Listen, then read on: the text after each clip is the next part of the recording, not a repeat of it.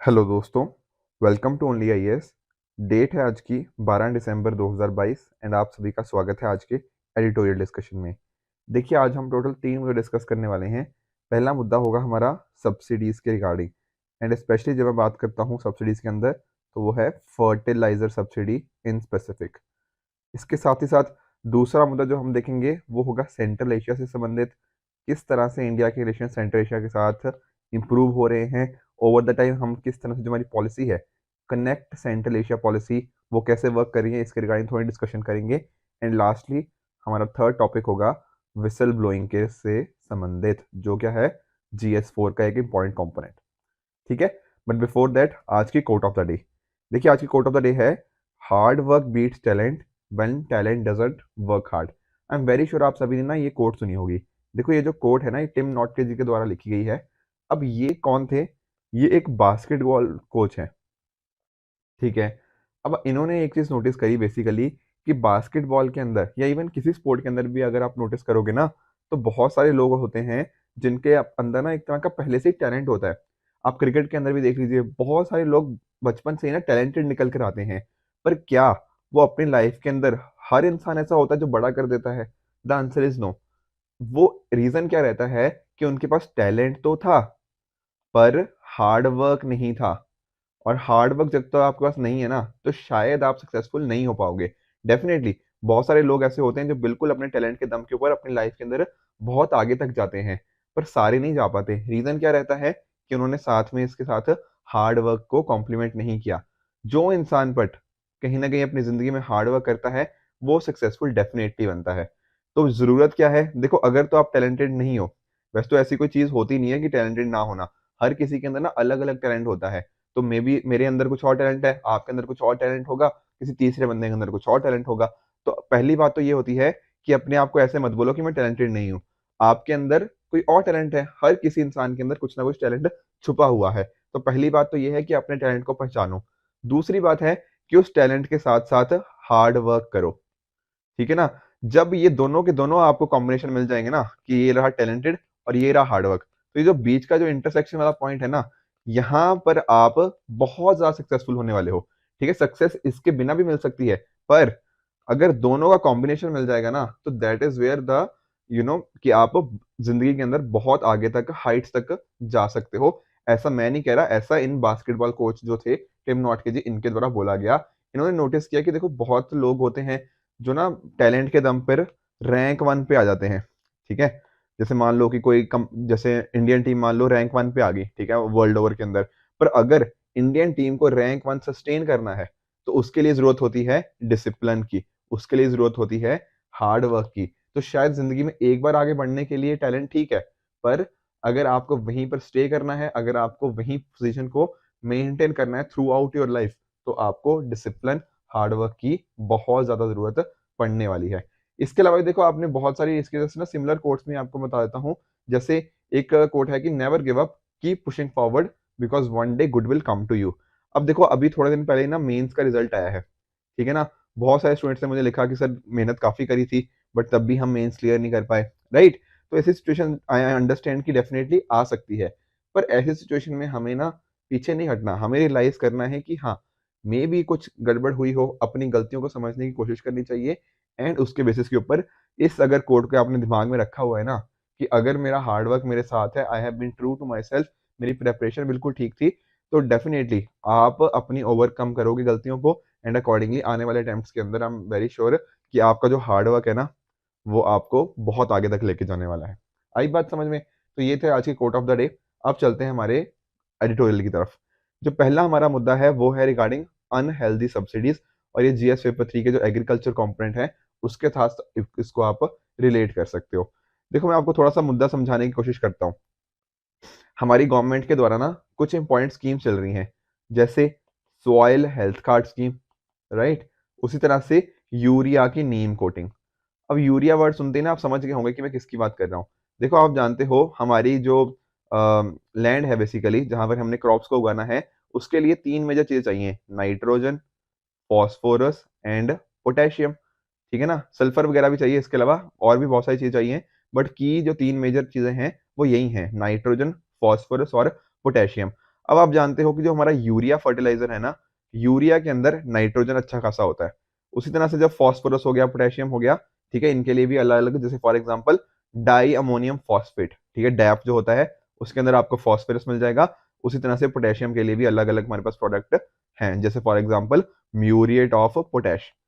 अब यहाँ पर राइटर ने क्या नोटिस किया है कि हमारी ना, देखो आप नोटिस करते हो कि जो यूरिया है, हमारे किसान यूरिया का बहुत ज्यादा इस्तेमाल करते हैं। क्यों करते हैं सर? देखो, क्योंकि ना यूरिया का जो प्राइस है ये गवर्नमेंट के द्वारा रेगुलेटेड है, ठीक है। गवर्नमेंट इसमें बहुत ज्यादा हस्तक्षेप करती है कि कितना प्राइस होना चाहिए, कहाँ से इंपोर्ट करना है, कितना इंपोर्ट करना है, कौन इंपोर्ट करेगा इसको। ये यूरिया को ना गवर्नमेंट ने बहुत एक्सेसिवली रेगुलेट किया हुआ है, ठीक है। तो इसकी वजह से होता क्या है, यूरिया के जो प्राइजेस है वो काफी कम है, ठीक है। जो यूरिया के दाम है बेसिकली, तो काफी सस्ते में यूरिया मिल जाता है। इस वजह से हमारे किसान क्या करते हैं, जरूरत से ज्यादा यूरिया इस्तेमाल कर लेते हैं अपनी फसलों के अंदर, बेसिकली अपनी लैंड के अंदर। तो उससे दिक्कत क्या आती है? उससे दिक्कत यही आती है कि भैया हमने क्या कर दिया, नाइट्रोजन का बहुत ज्यादा डाल दिया अपने इसके लैंड के अंदर। तो उससे क्या हो गया, लैंड में नाइट्रोजन की मात्रा बढ़ गई। पर लैंड के अंदर होना क्या चाहिए, एक बैलेंस्ड न्यूट्रिशन होना चाहिए ना। बट नहीं, हमारी लैंड के अंदर क्या हो जाता है, नाइट्रोजन की क्वांटिटी बहुत ज्यादा हो जाती है। अब हमारी गवर्नमेंट ने क्या किया, इसीलिए ना कुछ स्कीम्स लेकर आई थी, जैसे for example soil health card हो गया। ताकि क्या इंश्योर किया जा पाए, ताकि ये इंश्योर किया जा पाए कि हमारे किसानों को पता लग पाए कि उनकी जो जमीन है उनके अंदर कौन सा कंपोनेंट अवेलेबल है और कौन सा कंपोनेंट अवेलेबल नहीं है, ताकि उसके बेसिस के ऊपर वो डिटरमिन कर पाए कि कौन सा फर्टिलाइजर डालना है और कौन सा फर्टिलाइजर अवॉइड करने की जरूरत है। अदरवाइज होता क्या है, बस सिंपली यूरिया डाल दिया। पर नहीं, हर किसान की अलग अलग रिक्वायरमेंट होती है ना, हर लैंड की। तो उसके बेसिस के ऊपर उनको प्रमोट करने के लिए, उनको बताने के लिए सॉइल हेल्थ कार्ड स्कीम लेकर आई गई। उसी तरह से देखो, यूरिया को ना नीम कोटिंग करी गई उसके रिगार्डिंग। देखो, यूरिया की बहुत सारी जो ब्लैक मार्केटिंग होती थी, साथ ही साथ इसको और जगह इंडस्ट्रियल पर्पसेस के लिए भी यूज कर लिया जाता था। तो उसको सभी चीजों को रोकने के लिए हमने नीम कोटिंग वगैरह की स्टार्ट करी है। पर राइटर यहाँ पे बात कर रहे हैं कि हमने ये स्टार्ट क्यों करी थी, ताकि हम क्या कर पाए, ताकि ये इंश्योर कर पाए कि यूरिया का जो एक्सेसिवली यूज हो रहा है उसको हम रोक पाए। पर अगर आप नोटिस करोगे तो हमें यहाँ पे देखने को मिलेगा कि जो यूरिया की कंजम्पशन है ना, जो यूरिया को यूज कर रहे हैं हमारे किसान, वो धीरे धीरे बढ़ता ही जा रहा है। और सिर्फ ये यूरिया ही नहीं है, यूरिया के साथ साथ जो डैप है, डाई अमोनियम फॉस्फेट, बेसिकली जो फॉस्फोरस वाला जो कंपोनेंट है, उनके सेल्स भी धीरे धीरे काफी तेजी से इंक्रीज हुए हुए हैं।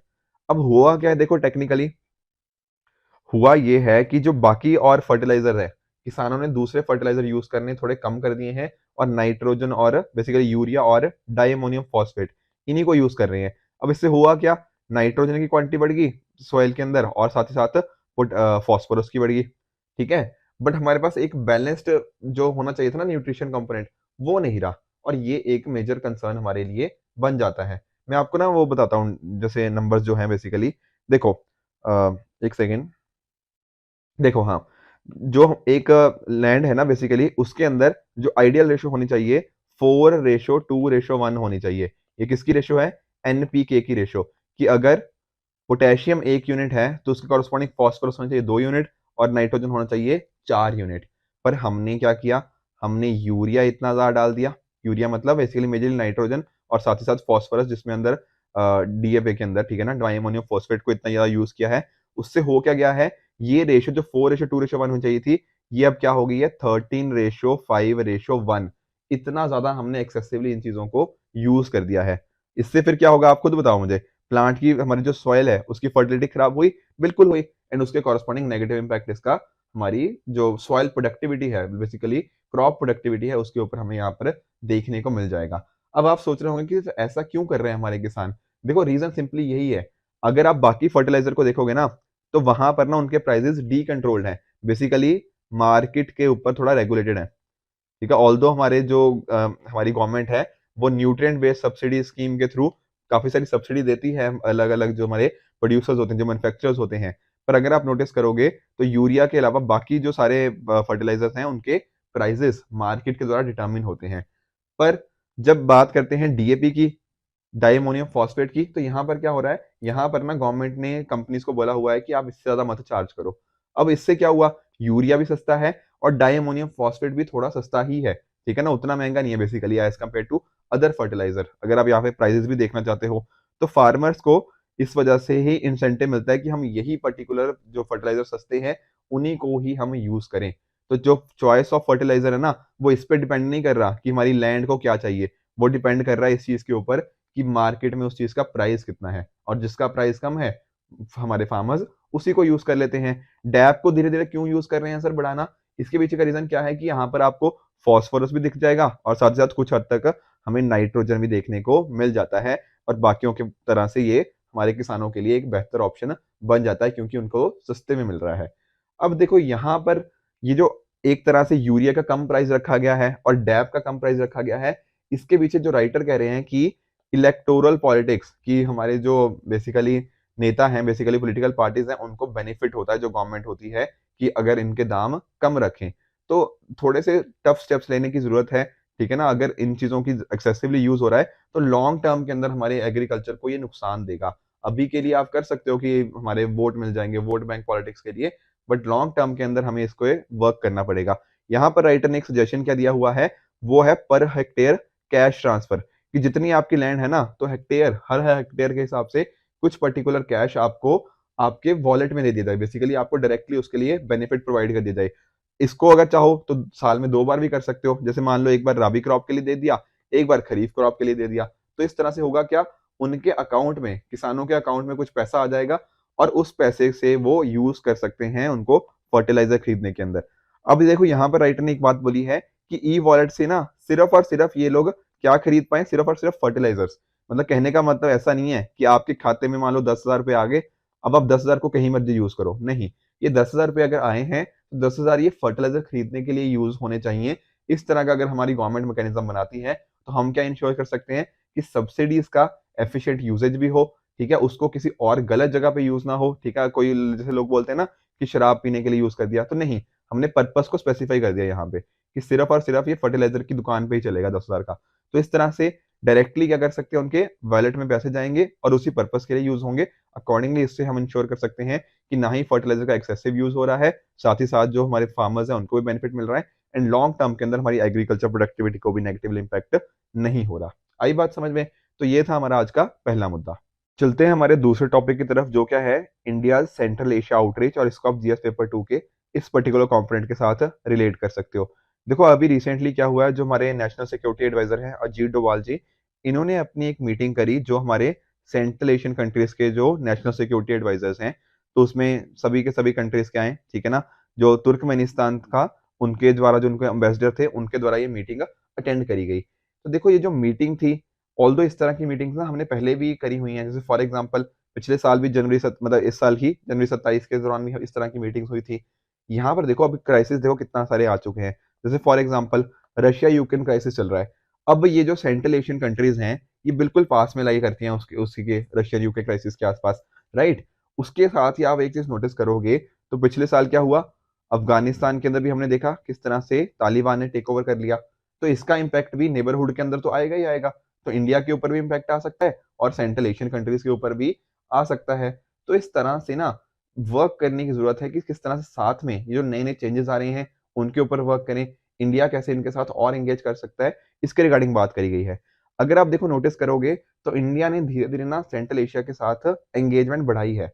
स्पेशली अगर आप थोड़ा ना हिस्ट्री में चलोगे तो हिस्ट्री में आप जानते हो कि जो सिल्क रूट था, ठीक है ना, वो इंडिया को इन सेंट्रल एशियन कंट्रीज के साथ कनेक्ट कर सकता था, ठीक है ना। कनेक्ट किया हुआ बेसिकली काफी ट्रेडिंग वगैरह उस टाइम पे होती थी। उसके साथ ही आप नोटिस करो कि बुद्धिज्म, बेसिकली जो महात्मा बुद्ध जी का इंडिया में जन्म हुआ, पर आज के टाइम पर आप नोटिस करोगे कि बुद्धिज्म इन पर्टिकुलर कंट्रीज के अंदर भी काफी पॉपुलर है। तो बुद्धिज्म वहां पर भी गया, तो एक तरह से हमारी सॉफ्ट पावर भी वहां पर है। इसके साथ ही बॉलीवुड भी देखो बहुत इंपॉर्टेंट है, ठीक है ना। हमारे जो अलग अलग बॉलीवुड पर्सनैलिटीज है, चाहे बात कर लीजिए शाहरुख खान की, अमिताभ बच्चन की, तो ये काफी ज्यादा पॉपुलर वहां पे हमेशा ही रहे हैं। तो एक तरह से काफी एक कल्चरल लिंकेज भी है, एक हिस्टोरिकल लिंकेज हमारा इस पर्टिकुलर रीजन के साथ डेफिनेटली देखने को मिल जाता है।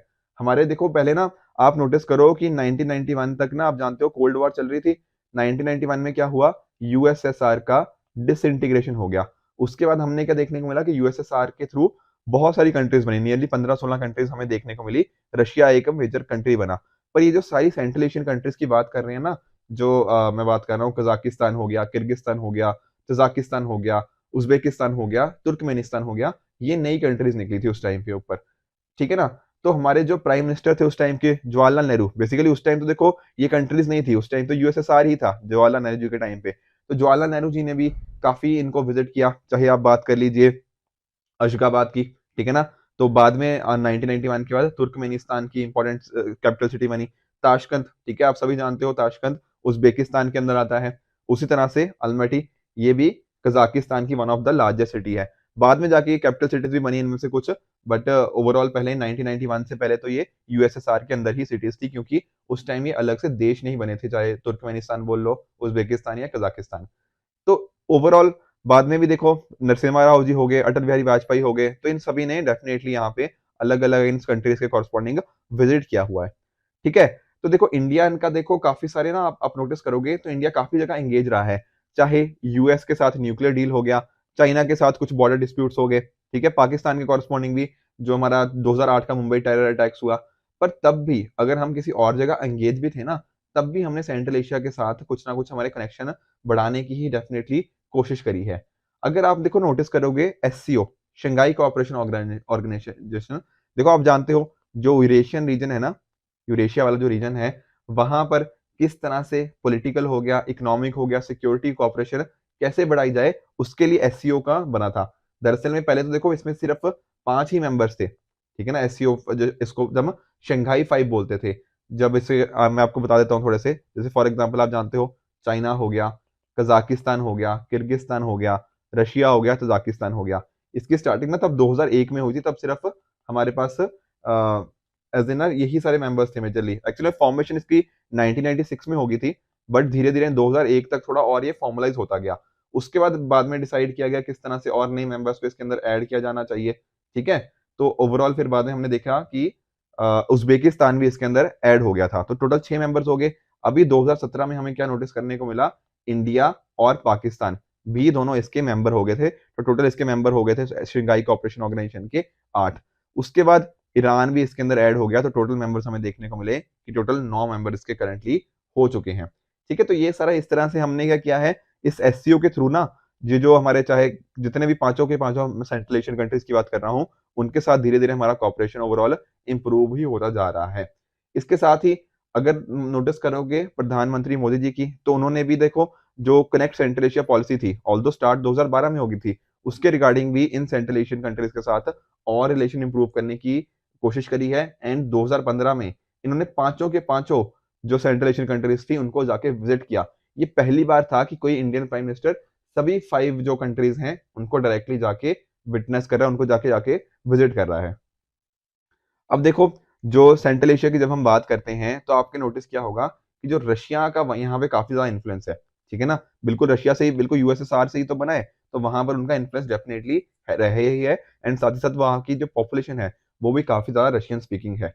इसके अलावा आप नोटिस करो सेंट्रल एशिया के अंदर मिनरल्स हो गया, नेचुरल रिजर्व हो गया, ये सारी चीजें बहुत ज्यादा मिलती हैं। चाहे जैसे फॉर एग्जाम्पल कजाकिस्तान के अंदर देख सकते हो आप यूरेनियम कितना ज्यादा मिलता है, किर्गिस्तान के अंदर देख सकते हो गोल्ड हो गया, ठीक है ना। उसी तरह से तुर्कमेनिस्तान के अंदर नेचुरल गैस हो गया, आपने सुना भी होगा तापी गैस पाइपलाइन के बारे में, ठीक है ना। तुर्कमेनिस्तान, अफगानिस्तान, पाकिस्तान, इंडिया, ये 4 ही तो कंट्रीज है तापी गैस पाइपलाइन के अंदर। तो इसी वजह से तो है क्योंकि तुर्कमेनिस्तान के अंदर दुनिया की सबसे लार्जेस्ट नेचुरल गैस रिजर्व्स हैं, राइट। तो ये सारी चीजें हमें यहाँ पर देखने को मिल जाती हैं। इसके अलावा अगर आप देखना चाहो, ठीक है ना, तो चाइना भी ना काफी ज्यादा एंगेज करने की कोशिश कर रहा है इन सेंट्रल एशियन कंट्रीज के कॉरस्पॉन्डिंग। अगर आप चाहे अलग अलग जो चाइनीज की आर्मी है उनके कॉरस्पॉन्डिंग जो बयान देखोगे ना, तो वहां पर आपको साफ दिखने को मिल जाएगा कि चाइना कोशिश कर रहा है कि कैसे सेंट्रल एशियन कंट्रीज के साथ थोड़ा अपना रिलेशन को और इंप्रूव किया जाए ताकि उनके साथ ये वर्क कर पाए। अब इंडिया का भी देखो काफी इंपॉर्टेंट हो जाता है डिफरेंट रीजन की वजह से, जैसे फॉर एग्जाम्पल तालिबान के टेक ओवर के बाद डेफिनेटली सिक्योरिटी कॉपरेशन अगर पूरे नेबरहुड में चाहिए तो सेंट्रल एशियन कंट्रीज का इंपॉर्टेंट रोल है। चाइना के रोल को काउंटर करना है, वहां पर इंपॉर्टेंट रोल हो गया। इसके साथ ही INSTC, अब ये क्या है sir, international north south transport corridor. अब इसमें क्या हो रहा है, इसमें हो गया शिप हो गया, रेल हो गया, ठीक है, रोड रूट हो गया, उसके थ्रू ना हम अलग अलग कंट्रीज के साथ कनेक्शन इंप्रूव कर रहे हैं। जैसे फॉर एग्जाम्पल ये स्टार्ट हो रहा है इंडिया से, फिर आप जानते हो ईरान के साथ हमने कोऑर्डिनेट कर लिया, तो ईरान से आगे चलते चलते ना हमारा अजरबैजान हो गया, Russia, central Asia, Europe, in different countries को हमें चाहते हैं आपस में कनेक्ट करें। तो नियरली ना ये 7,000 किलोमीटर से भी ज्यादा का है, जिसमें मल्टी मॉडल कनेक्टिविटी है, शिप हो गया, रेलवेज हो गया, रोड हो गया, ये सारी चीजें हम कहीं ना कहीं कनेक्ट करने की कोशिश कर रहे हैं। तो उसमें भी सेंट्रल एशियन कंट्रीज का एक बहुत इंपॉर्टेंट रोल रहने वाला है। बाकी मैं आपको बता ही रहा था तापी गैस पाइपलाइन के बारे में, ठीक है। उसी तरह से हमारे यहाँ पे इनके साथ काफी ट्रेड पोटेंशियल भी काफी ज्यादा है, और कल्चरल लिंकेज जो हमारे इनके साथ है उनको हम डेफिनेटली इंप्रूव कर सकते हैं। इसी पर्पज को देखते हुए हमारी जो न्यू दिल्ली की गवर्नमेंट है, ठीक है, उसने भी इंश्योर किया हुआ है कि डेफिनेटली इनके साथ अलग अलग मीटिंग्स हो, ठीक है। क्योंकि देखो लास्ट ईयर ना प्रीलिम्स के अंदर क्वेश्चन भी पूछ लिया गया था कि अफगानिस्तान के कौन कौन बॉर्डर नेशंस हैं। तो आप देख सकते हो कि इन पर्टिकुलर जो सेंट्रल एशियन कंट्रीज हैं, इनमें से 3, जैसे फॉर एग्जांपल आप देख सकते हो तुर्कमेनिस्तान, उज्बेकिस्तान और तजाकिस्तान, यहाँ पे आपको अफगानिस्तान के बॉर्डर यहाँ पे शेयर होते हुए देखने को मिल जाएंगे। अब इसके साथ ही अगर आप नोटिस कीजिए, ठीक है, आप यहाँ पे देख भी सकते हो किस तरह से रीजनल अप्रोच यहाँ पे फॉलो करी गई थी, ठीक है। और टेररिज्म के साथ फाइट करना, आपस में कैसे आपस में कोऑर्डिनेशन बनाना, ह्यूमैनिटेरियन असिस्टेंस कैसे होनी चाहिए, ये सारी बातें भी यहाँ पे पिछले साल हमारी जो मीटिंग हुई थी तो वहां पर होती नहीं है। कभी देखो फॉरेन मिनिस्टर्स की भी मीटिंग हुई है, हमारे प्रधानमंत्री जी की भी अलग अलग चीजों के साथ मीटिंग हुई है। तो अकॉर्डिंगली हम इन चीजों को कंसिस्टेंटली देखते जा रहे हैं कि कैसे हमारे नेबरहुड में जो इम्पैक्ट आ रहा है उसको हम आपस में मिलकर कैसे सॉल्व कर सकते हैं। अब देखो कुछ इश्यूज भी कंसर्न रहते हैं, जैसे फॉर एग्जांपल समझने की कोशिश करना, चाइना ना इनके साथ बहुत अच्छे से कोऑर्डिनेट कर रहा है। उसकी वजह से अगर आप नोटिस करो तो इनका ट्रेड सेंट्रल एशियन कंट्रीज के साथ चाइना का 50 बिलियन डॉलर से भी ज्यादा है। अब इंडिया का देख लो सर, इंडिया का 2 बिलियन डॉलर है, तो हम तो कुछ भी नहीं है, ठीक है। ये 50 बिलियन डॉलर का ट्रेड कर रहे हैं, इंडिया सिर्फ 2 बिलियन डॉलर का, तो बहुत ही कम कर रहे हैं। उसके साथ ही आप जानते हो चाइना का जो एम्बिशियस प्रोजेक्ट है बेल्ट एंड रोड इनिशिएटिव, इसके through China in particular countries के साथ बहुत ज्यादा कनेक्टिविटी इंप्रूव कर रहा है। तो ये भी एक इशू हो गया इंडिया के कॉरस्पॉन्डिंग, ठीक है। उसके साथ ही देखो अगर हमें सेंट्रल एशियन कंट्री के साथ थोड़ा रिलेशन बढ़ाने हैं ना, तो थोड़ा उसमें पाकिस्तान के थ्रू होके जाना पड़ेगा, ठीक है। अदरवाइज दूसरा तरीका तो इस तरह से है ईरान वगैरह के थ्रू, राइट। तो पाकिस्तान एक तरह से चीजें ब्लॉक कर देता है, तो इंडिया भी इनके साथ प्रॉपर ट्रांसपोर्टेशन प्रॉपर ट्रेड नहीं कर सकता।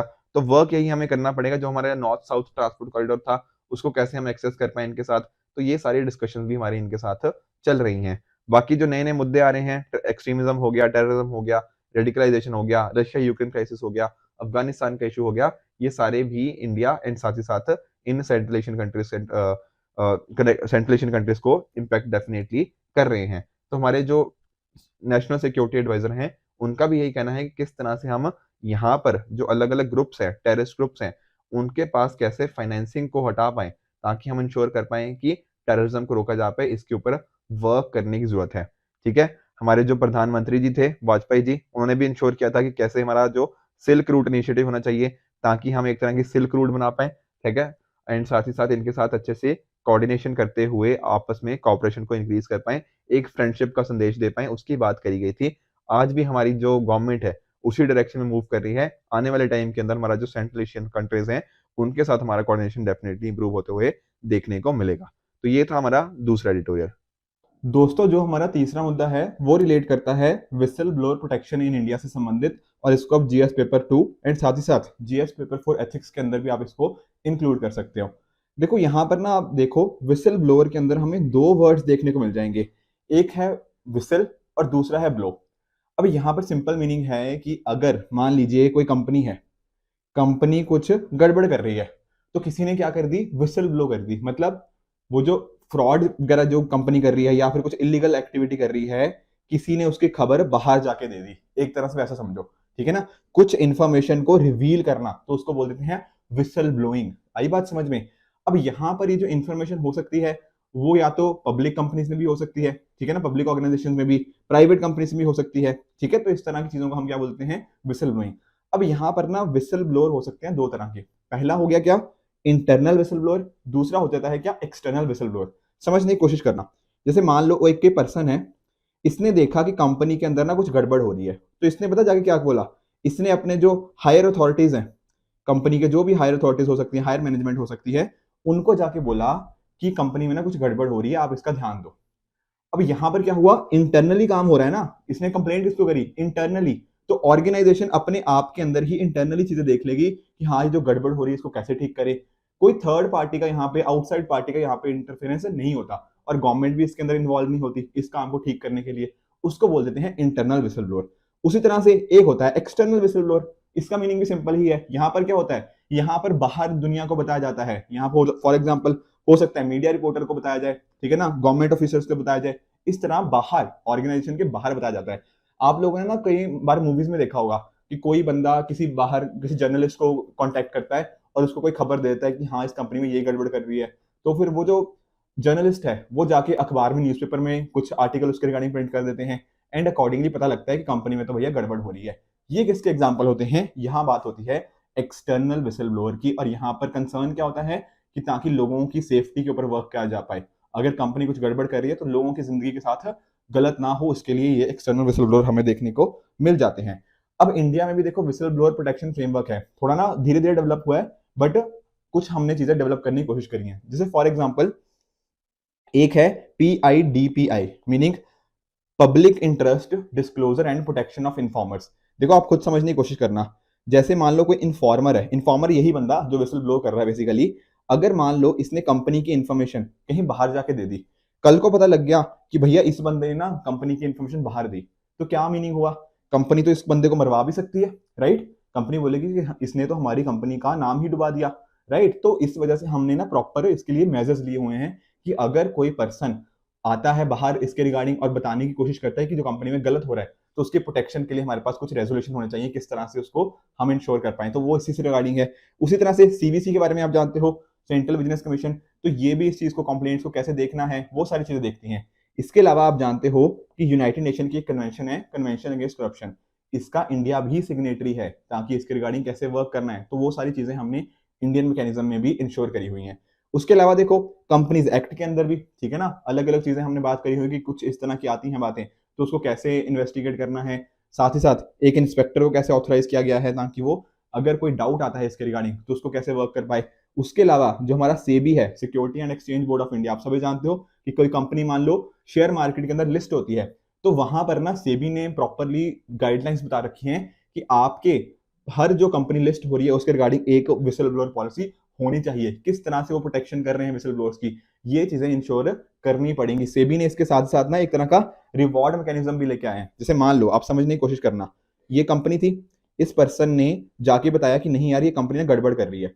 अब आप खुद सोचो, इस कंपनी में हो सकता है मैंने हो गया, आपने हो गया, हम सभी ने इसके शेयर्स खरीदे हो, हमने कुछ ना कुछ पैसा इन्वेस्ट किया हो, तो टेक्निकली गड़बड़ कंपनी कर रही है पर हमें तो पता नहीं लग रहा, तो होगा क्या, इन दी एंड हमारा पैसा डूब जाएगा। तो अगर ये पर्सन बाहर आए और बताए कि नहीं यार ये कंपनी ना इलीगल कामों में इन्वॉल्व है, ये कंपनी कुछ फ्रॉड कर रही है, यहाँ पर ना कुछ इनके जो फाइनेंशियल इंफॉर्मेशन है इसको मैन्युपुलेट किया जा रहा है, रेवेन्यू को बढ़ा चढ़ा के बता रहे हैं, कुछ गलत काम हो रहे हैं, प्राइवेसी के साथ खेला जा रहा है लोगों की, कुछ इस तरह की अगर चीजें होती हैं, और अगर ये पर्सन बाहर आता है एज इन किसी को बताता है, सेबी को इन्फॉर्म करता है, किसी को भी कुछ इनसाइडर ट्रेडिंग हो रही है, इस तरह की चीजें बताता है, तो डेफिनेटली अगर ये चीज सही प्रूव होती है तो इसको कुछ रिवॉर्ड वगैरह भी दिया जा पाएगा। क्योंकि इन दी एंड सेबी का काम क्या है, मेरे और आपके जैसे जो शेयर होल्डर्स हैं, स्पेशली माइनॉरिटी शेयर होल्डर्स, उनका ध्यान रखना। तो ये सारी बातें यहाँ पर इंश्योर करी गई हैं सेबी के द्वारा, ठीक है। विसल ब्लोअर प्रोटेक्शन एक्ट भी है, ठीक है। अब यहाँ पर ध्यान रखना कि विसल ब्लोअर प्रोटेक्शन एक्ट के अंदर क्या इंश्योर किया गया है कि जो बंदा कंप्लेंट कर रहा है ना, बेसिकली जो बंदा विसल ब्लो कर रहा है, उसकी आइडेंटिटी किसी को पता नहीं होनी चाहिए।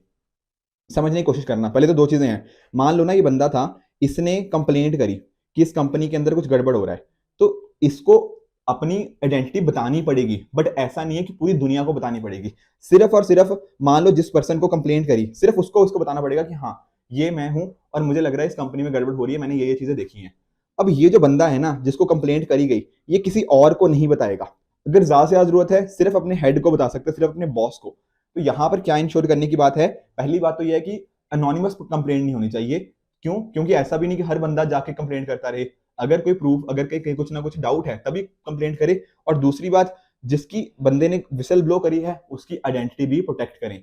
कल को ऐसा ना हो कि इसकी आइडेंटिटी पता लगी और कंपनी ने इसको उड़ा दिया, नहीं। ये सारी चीजें बचाने के लिए हमने इस एक्ट को अकॉर्डिंगली इस तरह से वर्क किया हुआ है। उसी तरह से इंश्योर किया गया है कॉर्पोरेट गवर्नेंस अच्छा हो, कंपनी को ऐसा ना हो कि खत्म होने के बाद कंपनी पता लगे कि हाँ इसमें ये गड़बड़ चल रही थी। जैसे infrastructure leasing and financial services, ILFS का आप जानते हो, तो पहले से ही हमें पता लग जाए, ये चीज यहाँ पे बात करी गई है। अब देखो अगर आप ना थोड़ा जाओगे यूएस के अंदर देखोगे, तो यूएस में ना आपने, आई am very sure, Edward Snowden का नाम सुना होगा। अब एडवर्ड स्नोडन कौन थे? दरअसल में ना ये वहां के जो CIA है, ठीक है ना, सेंट्रल इन्वेस्टिगेशन एजेंसी, उसका पार्ट रहे हुए हैं। इन्होंने क्या देखा इन्होंने नोटिस किया कि जो यूएसए की गवर्नमेंट है ना, वो लोगों के ऊपर एक तरह का मास सर्विलेंस कर रही है।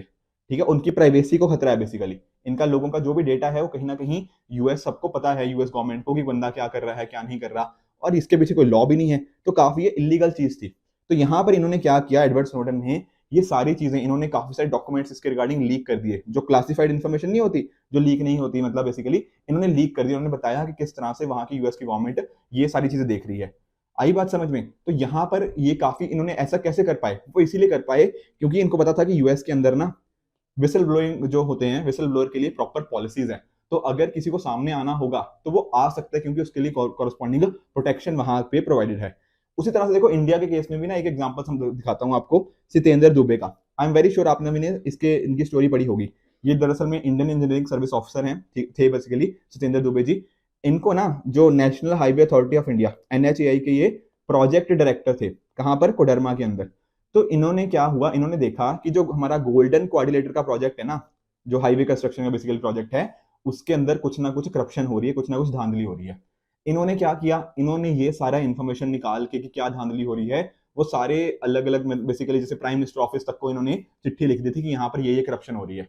अब टेक्निकली होना क्या चाहिए था, किसी को पता नहीं लगना चाहिए था कि किसने करप्शन की कंप्लेंट करी है, पर इनकी आइडेंटिटी हो गई लीक। लोगों को पता लग गया कि इस बंदे ने, इस पर्टिकुलर पर्सन ने क्या किया है, इस पर्टिकुलर पर्सन ने बताया है कि करप्शन हो गई है, फिर इनको मार दिया गया। आई बात समझ में? इन्होंने देखो बहुत ब्रेवरी का काम किया था, एक तरह से ना हजारों करोड़ का जो करप्शन हो रहा था उसको बाहर निकालने की कोशिश करी थी, बट कहीं ना कहीं विसल ब्लोअर के केस में इन्होंने डेफिनेटली हमारे लिए तो बहुत अच्छा काम किया, पर अपनी इनको जान गंवानी पड़ी। हमारी गवर्नमेंट को भी तब रियलाइज हुआ कि नहीं यार, ये जो इस तरह विसल ब्लोइंग करते हैं या फिर जो इस तरह से पब्लिक इंटरेस्ट के लिए अपनी अपनी ब्रेवरी इतनी दिखाते हैं, तो उनकी प्रोटेक्शन करनी पड़ेगी। तो यहाँ पर से हमने काफी वर्क करना स्टार्ट किया कि विसल ब्लोअर प्रोटेक्शन को हम और मजबूत करें। इनको देखो, इनकी डेथ के बाद ट्रांसपेरेंसी इंटरनेशनल ने भी इनको इंटीग्रिटी का अवार्ड दिया, ठीक है ना। बहुत सारे इस तरह से, लंदन बेस्ड एक इंडेक्स ऑन सेंसरशिप है, उन्होंने भी whistle blower of the year का अवार्ड दिया। तो इस तरह से इनका आप एग्जांपल डेफिनेटली अपने आंसर के अंदर यूज कर सकते हो। तो ये सारे के सारे एग्जांपल्स क्या दिखाते हैं आपको, कि अगर पब्लिक इंटरेस्ट के लिए इसको किया जाए तो डेफिनेटली बहुत इंपॉर्टेंट रोल हो सकता है।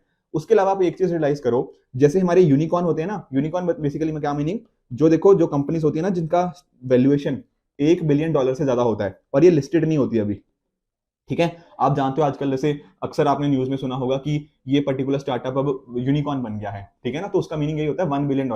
अब ये तो यूनिकॉर्न होते हैं, जो छोटी कंपनीज होती हैं, उनमें तो सर विसल ब्लोइंग के रूल्स नहीं होते, तो हमें उनके रिगार्डिंग भी कुछ ना कुछ स्ट्रेंथनिंग करनी पड़ेगी कि इनके रिगार्डिंग भी विसल ब्लोअर प्रोटेक्शन हो चीज, ताकि सारे के सारे कंपनीज इसके रिगार्डिंग ये वर्क कर पाए। इसके अलावा देखो 2014 का जो एक्ट है, ठीक है, उसके अंदर प्राइवेट कंपनीज को प्रॉपर्ली कवर नहीं किया गया, पब्लिक सर्वेंट्स के लिए वो लिमिटेड है, तो ये चीज हम वहां पर भी एक्सटेंड कर सकते हैं। अनोनिमस कंप्लेंट्स को देखो यहाँ पे अलाउ नहीं किया जा रहा, तो वो भी थोड़ा एक बार कई बार दिक्कत आ सकती है।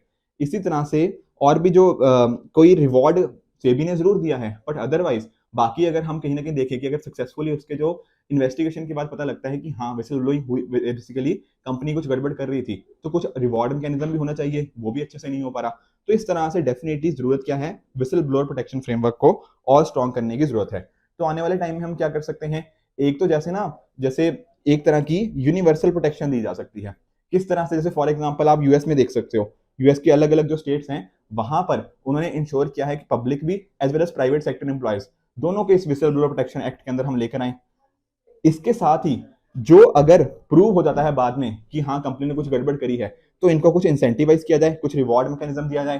पर अगर ऐसा भी नहीं होना चाहिए कि हर बंदा जाके कंप्लेंट करने लग जाए, और वो फ्रॉड कंप्लेंट भी ना हो, ठीक है ना। जैसे मान लो, सोचो यहाँ पर एक कंपनी है, एक बंदे ने जाके बोल दिया कि कंपनी कुछ गड़बड़ कर रही है, पर ऐसा भी तो हो सकता है कंपनी कुछ गड़बड़ कर ही ना रही हो, कंपनी बिल्कुल ठीक काम कर रही हो, इसने जानबूझ के इस कंपनी का नाम डुबाने के लिए ऐसा कर दिया, ये भी तो हो सकता है। तो यहाँ पर क्या करना चाहिए कि अगर सही कंप्लेंट थी तो उसको रिवॉर्ड दो, अगर गलत कंप्लेंट थी तो कुछ फाइन वगैरह लगाओ, ताकि इस तरह से ना गलत कंप्लेंट भी ना आए पर सही कंप्लेंट को आगे आने का प्रोत्साहन भी मिले। तो प्रॉपर हमारे यहाँ पे रूल्स होने चाहिए। बाकी इंडिपेंडेंट अथॉरिटीज के लिए, ताकि वो उनको रिपोर्ट कर पाए, ये भी चीजें इंश्योर करने की जरूरत है।